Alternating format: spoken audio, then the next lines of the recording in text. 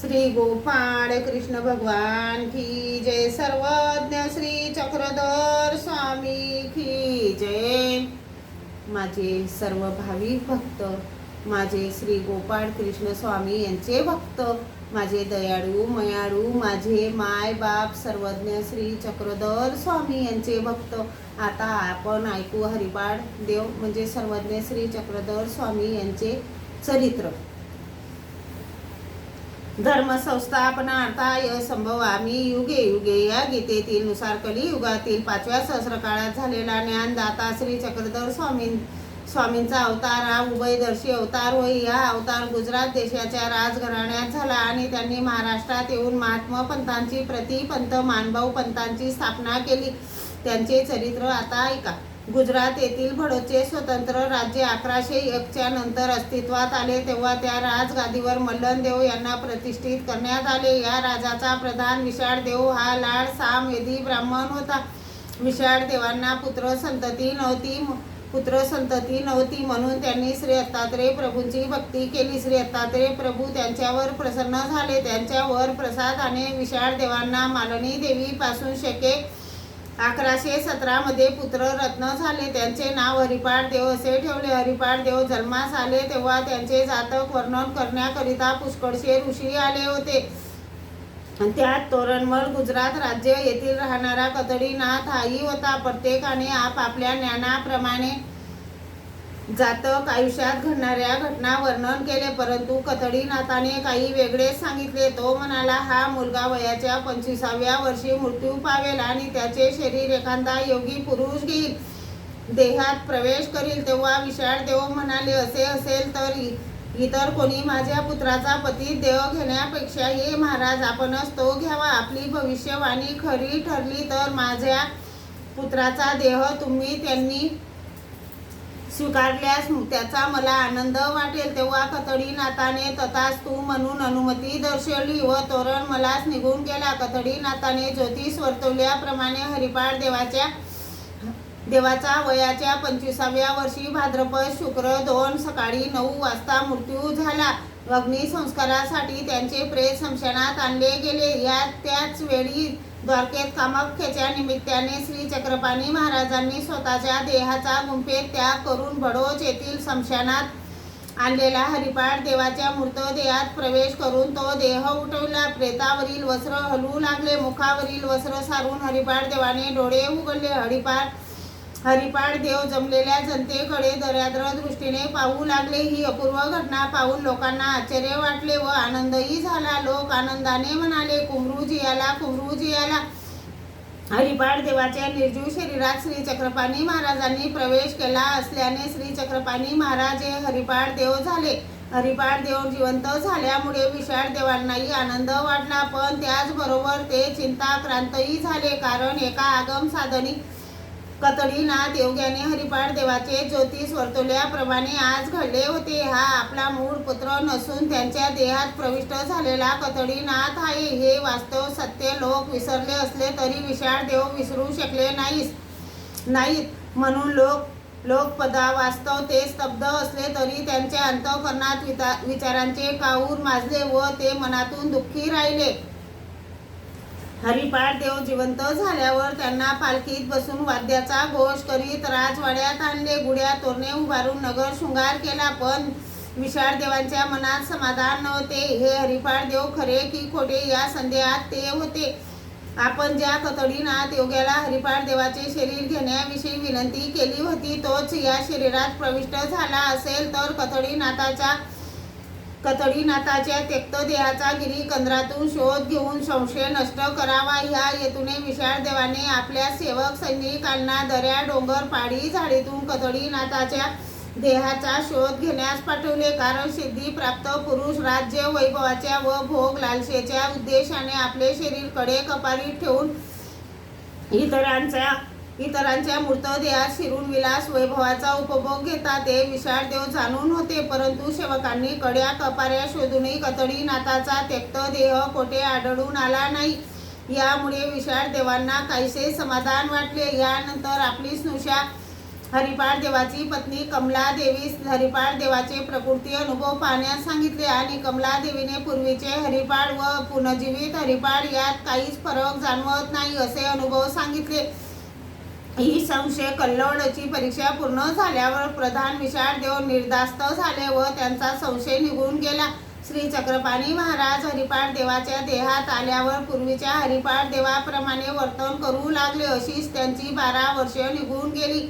या काळात तयांना कमला देवीपासून एक मुलगा झाला. त्यांचे नाव माईपाट देव असे ठेवले. माईपाट देवाचे श्री चक्रपाणी महाराजांचे अशा राज्य वैभव हरिपाठ देवांचे श्री चक्रपाणी महाराजांचे अशा राज्य वैभवात मन रमेना, कारण ज्या कार्यासाठी अवतार घेतला ते कार्य तसेच पडून राहिले. म्हणून त्यांनी औदासीन्य धारण करून राम यात्रेला जाण्याचा मात्या पित्यांजवळ हट्ट धरला. रामाचे दर्शन घेतल्याशिवाय मिष्टान्न पदार्थ ग्रहण करणार नाही अशी शपथ घेऊन ते ताक भात खाऊ लागले. त्यामुळे त्यांचा देह रोडावला. हरिपाठ देवाची सर्वांग सुंदर मूर्ती कूच झालेली पाहून त्यांच्या माता पित्यांनी जड अंतःकरणाने त्यांना राम यात्रेला जाण्यास परवानगी दिली. विशाळ देवाची आज्ञा मिळताच हरिपाठ देव श्री चक्रपाणी महाराज हे रामटेकला जिल्हा नागपूर जाण्यास निघाले. तेव्हा गुजरात व महाराष्ट्र राज्याचे वैरत्व असल्यामुळे मराठी राज्यात हरिपाठ देवांना मराठी सैनिकांकडून उपसर्ग होऊ नये म्हणून विशाळ देवांनी त्यांच्या बरोबर लढाऊ सैनिकाची तुकडी दिली. यांच्यासह ते शेके 1154 फाल्गुन मासात राजवाड्यातून बाहेर पडले. हरिपाठ देव पालखीत बसून सैनिकासह गुजरात येथून महाराष्ट्रात येत असताना ते दररोज थोडे थोडे सैनिक परत पाठवू लागले. त्याचबरोबर राजवान पालखीही पाठवली. असे होत असताना महाराष्ट्रात रिद्धपूर जवळील देऊळवाडा येथे आल्यावर 2 सेवक त्यांच्या बरोबर राहिले. त्यांनाही तेथे माहीत होऊ न देता साधा पोशाख करून रिद्धपूरला चैत्र शुद्ध पौर्णिमेला शेके 1155 रोजी आले. तेव्हा रिद्धपूर येथील राजवन हाटात खानवाडीच्या बाजारपेठेत श्री गोविंद प्रभूंची आणि हरिपाठ देवांची भेट झाली. तेथे त्यांनी श्री गोविंद प्रभू पासून अनुग्रह घेतला, ज्ञानशक्तीचा स्वीकार केला व जीव उद्धरण कार्यास प्रारंभ केला. श्री गोविंद प्रभूंनी हरिपाठ देवाचे नाव श्री चक्रधर असे ठेवले. श्री दत्तात्रय प्रभू पासून श्री चक्रपाणींनी, श्री चक्रपाणी प्रभूंपासून श्री गोविंद प्रभूंनी व श्री गोविंद प्रभूंपासून श्री चक्रधर स्वामींनी ज्ञानशक्तीचा स्वीकार केल्यामुळे श्री चक्रपाणींचे अवर दृश्य व श्री गोविंद प्रभूंचे परदृश्य ह्या दोन्ही ज्ञानशक्ती श्री चक्रधर स्वामींच्या अवतारात एकत्र झाल्यामुळे श्री चक्रधर स्वामी हे उभयदर्शी अवतार म्हणावले जातात. यानंतर श्री चक्रधर स्वामींनी हरिपाठ देवांनी पूर्वीचे वस्त्रे उतरून ठेवली व डोक्याला आणि कमरेला 4 हाताचे वस्त्र गुंडाळून ते रिद्धपूरहून निघाले. ही वेशभूषा संन्यास धर्माची नसून त्यांच्या विरक्तीची व उदासीनतेची निर्देशक होती.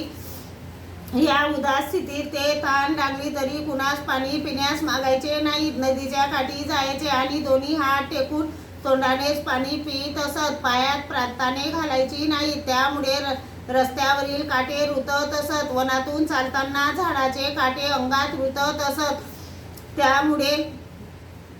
त्यामुळे त्यांच्या सुकुमार देहातून निघालेले रक्ताचे थेंब जणू रत्नामध्ये हिरे जळविल्याप्रमाणे चमकत असत. डोक्यावरील मोकळे केस झाडाला अडकले तरी ते आपल्या हाताने काढीत नसत. केस अडकल्यास स्वामी तेथेच उभे राहायचे. वाऱ्याने जेव्हा केस मोकळे होतील तेव्हा तेथून प्रयाण करायचे. भिक्षा घ्यायची असल्यास ती हातावरच घ्यायची आणि नदी काठी जाऊन तेथील खडक पायांनी स्वच्छ करून त्यावर हातातील अन्न ठेवून भोजन करायचे. उदास वृत्तीने राहणारे स्वामी कोणाशी बोलत नसल्यामुळे लोक त्यांना मुनी बाबा त्यांचा गोर वर्ण पाहून गोमटे देव आणि अंगावरील अपुऱ्या वस्त्रामुळे नग्न देव असे म्हणत. अशा प्रकारे स्वामींनी एकांत कालात 31 वर्षे 9 महिने व्यतीत केले. या कालात स्वामींना माधव ब्राह्मण, भांडारेकर, हंसाबाई, सारंगधर,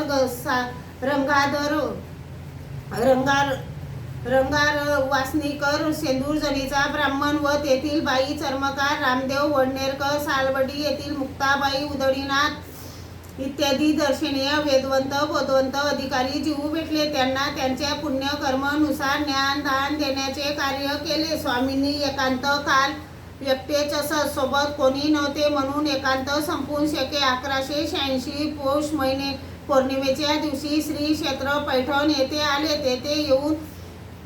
येथे येऊन त्यांनी संन्यास धारण केला आणि येथूनच त्यांचे जीवोद्धरण करण्यास खरेखुरे कार्य सुरुवात झाले. स्वामी एकांतातून लोकांतात आल्यावर त्यांना पुष्कळसा शिष्य परिवार मिळाला. त्यापैकी बाईसा नाग देवाचार्य, माईन भट्ट, दाईंबा, चांगदेव भट, जानव उपाध्ये, नाथोबा, शांता, बाईसा महत, आईसा खेई, गोई, सादाईसा, औसा, आबाईसा इत्यादी प्रमुख होत. याशिवाय 116 मंडळी दर्शनीय होती. या सर्व शिष्य परिवारात श्री नाग देवाचार्य मुकुट मण्याप्रमाणे शोभून दिसत असत. त्यांना ज्ञान प्राप्त झाल्यापासून त्यांनी आपला समग्र वेळ स्वामी श्री चक्रधरांच्या चिंतनात व पंथांचा प्रसार करण्यात घालविला. स्वामींनी आपले ज्ञानदानाचे कार्य 8 वर्षे 1 महिना 4 दिवस केले. या 8 वर्षाच्या काळाचे 2 भाग पाडले जातात. एक पूर्वार्ध काळ, दुसरा उत्तरार्ध काळ. बाईसांना प्रेमदान दिल्यापासून श्री नागदेवचार्यांना संन्यास देईपर्यंतचा काळ 4 वर्षे 1 महिन्याचा भरतो. यास पूर्वार्ध काळ आणि श्री नागदेवचार्यांनी संन्यास घेतल्यापासून स्वामींच्या उत्तरापंथी गमनापर्यंतच्या 4 वर्षे 4 दिवसाच्या काळास उत्तरार्ध म्हणतात. एकांकानंतर स्वामींनी 8 वर्षाच्या काळात महाराष्ट्रातील जनतेला मराठी भाषेतून व्यावहारिक व धार्मिक तत्वे सांगितली. उपदेश करताना अहंकाराचा लवलेश किंवा अन्य धर्माचा द्वेष नसे सांगितले. तत्वे स्वामींनी प्रथम स्वतः मराठी भाषेतून व्यावहारिक व धार्मिक तत्वे सांगितली. उपदेश करताना अहंकाराचा लवलेश किंवा अन्य धर्माचा द्वेष नसे सांगितलेली तत्वे स्वामींनी प्रथम स्वतः आचरणात आणली, मग लोकांना सांगितली. ती अशी: अहिंसा, ब्रह्मचर्य, सत्य, प्रिय भाषण, सत्यार्ज, त्रिविधी तप, भूत मैत्री, दर्याद्रता, ब्रह्मव्रत, त्याग, प्रवृत्ती धर्म, निवृत्ती धर्म, वैदिक धर्म, महाराष्ट्राविषयी प्रेम, निर्भयता, व्यवहार नीती इत्यादी अनेक आचार तत्वे जनतेला पटवण्याचा प्रयत्न केला. स्वामींनी आपल्या तत्वज्ञानात जीव, देवता, प्रपंच, परमेश्वर या 4 वस्तू नित्य व अनादीच्या असल्याचे सांगितले.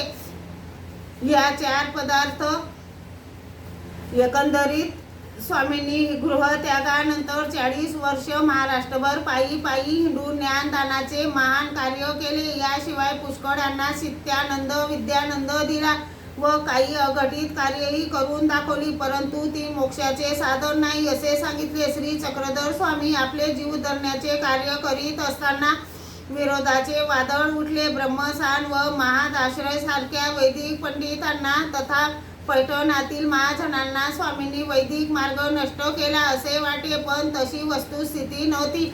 उलट स्वामींनी वैदिक धर्माचे खरे ज्ञान लोकांना करून दिले. पण हेमाद्री प्रवृत्तीची विपरीत कल्पना होऊन त्यांना स्वामींचे कार्य रुचले नाही, म्हणून प्रधान हेमाद्रीने सहस्र सैनिक स्वामींकडे पाठवले. पण स्वामींनी आपले शिष्य श्री नागदेव यांच्याकडून त्यांचा प्रतिकार करून त्यांना पराभूत केले. यामुळे हेमाद्री आदी लोकांना स्वामींचे सामर्थ्य अनुभवास येऊन त्यांना शांत राहावे लागले. परंतु अशा लोकांकडून दुष्कृत्य घडू नये, पाप होऊ नये, त्यासाठी स्वामींनी महाराष्ट्रातून उत्तरेकडे जाण्याचा निश्चय केला. स्वामींनी बेलापूर जिल्हा अहमदनगर येथे असताना आपल्या पश्चात भक्तांनी कसे राहावे याचे समग्र ज्ञान नागदेवादी भक्तांना 7 दिवस केले. शेवटी श्री नागदेव भट्टांना आचार्य पद प्रदान करून त्यांना म्हणाले की तुम्ही भक्त मंडळीसह श्री गोविंद प्रभूंच्या सन्निधानात राहावे. असे सांगून कृष्ण पक्ष चतुर्थी शके 1194 रोजी बेलापूरहून निघाले आणि क्रमशः मुक्काम करीत रिद्धपूर जवळील धांबोरी येथे आले. तेथे श्री गोविंद प्रभूंची भेट घेतली. मग त्यांनी आपला समग्र परिवार त्यांच्या सांभाळी घातला. दुसऱ्या दिवशी तेथून निघाले व 7 पर्वत ओलांडून ते उत्तरेकडे निघून गेले. तिकडे अद्यापही विद्यमान आहेत. स्वामींच्या समकालात सिंदन, कृष्णदेव, महादेव, रामदेव हे यादव राजे महाराष्ट्रावर राज्य करीत होते. स्वामी यादवांच्या राज्यात 40 वर्षे व भडोच येथे गुजरात राज्य 12 वर्षे असून एकूण 52 वर्ष दक्षिण भारतात विद्यमान होते. त्यांना उत्तरेकडे जाऊन शके 1107 पर्यंत 713 वर्षे होतात. स्वामींचे श्री गोपाळ कृष्ण भगवान की जय. सर्वज्ञ श्री चक्रधर स्वामी की जय.